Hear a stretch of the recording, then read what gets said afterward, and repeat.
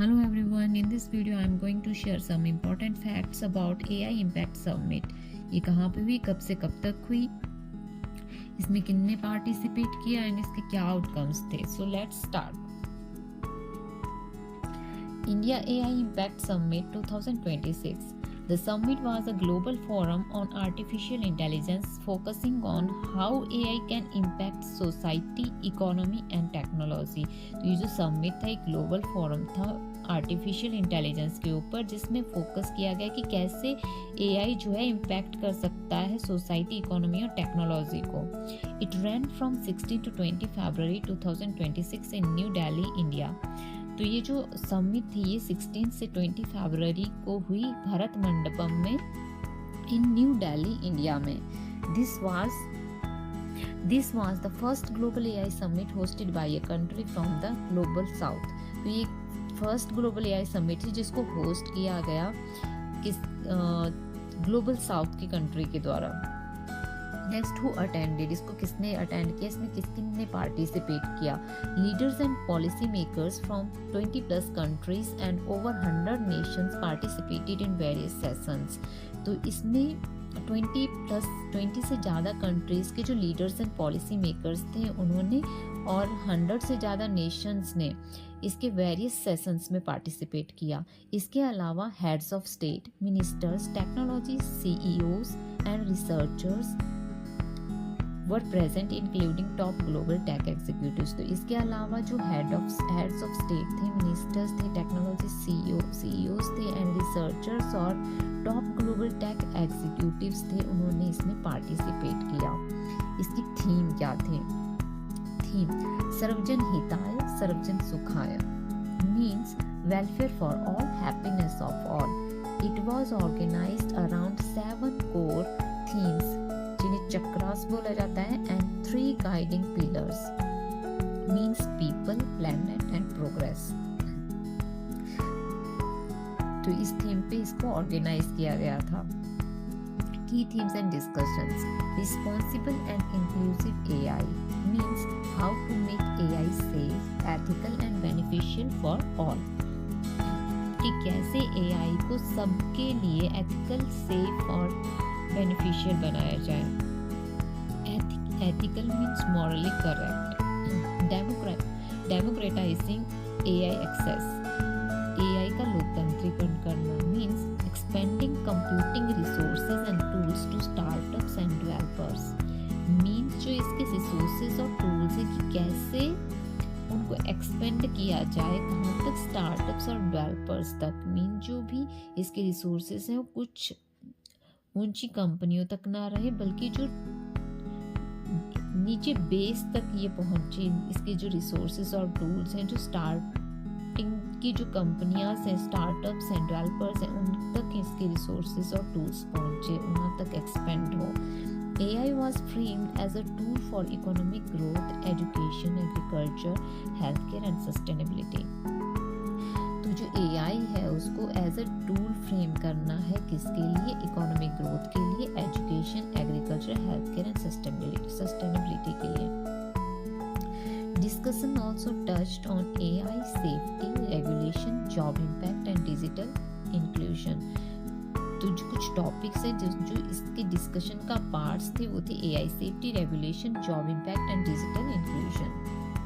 इसकी क्या आउटकम्स रहे? What are the major outcomes and announcements? So let's see. The summit reportedly secured over $250 billion in investment commitments for AI infrastructure and technology project.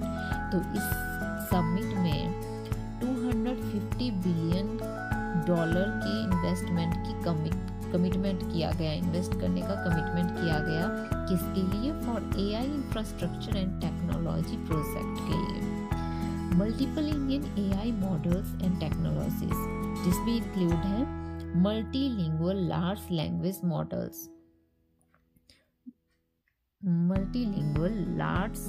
Language models, जिसको प्रदर्शित किया गया to strengthen local innovation को मजबूत बनाने के लिए. Next, a framework called the New Delhi Frontier AI Commitments was proposed to guide global collaboration on responsible AI। तो ऑन रिस्पॉन्सिबल AI एक फ्रेमवर्क है जिसका नाम है the new Delhi frontier AI commitments को प्रस्तावित किया गया, किसके लिए? टू गाइड ग्लोबल कोलैबोरेशन के लिए,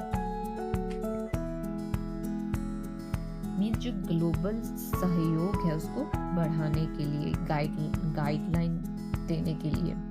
A Guinness World Record was set for the most blessed from students committing to responsible AI use within 24 hours। तो ये गिनीज वर्ल्ड रिकॉर्ड इसमें सेट किया गया जिसमें 24 आवर्स के अंदर